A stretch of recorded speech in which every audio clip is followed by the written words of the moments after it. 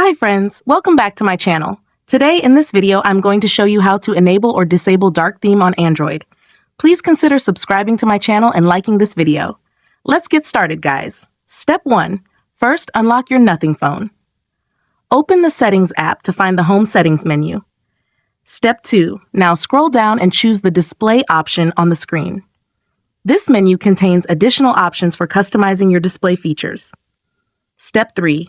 Next, scroll down the menu to locate the dark theme option. Tap on it. Unfortunately, this is turned off. To enable it, the dark theme uses a black background to help keep the battery alive longer on some screens. Dark theme schedules wait to turn on until your screen is off. Step 4. For the last and most important step, tap on the Use Dark Theme option to turn it on.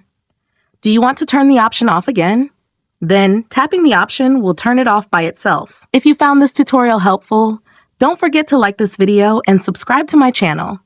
Thanks for watching, and see you next time.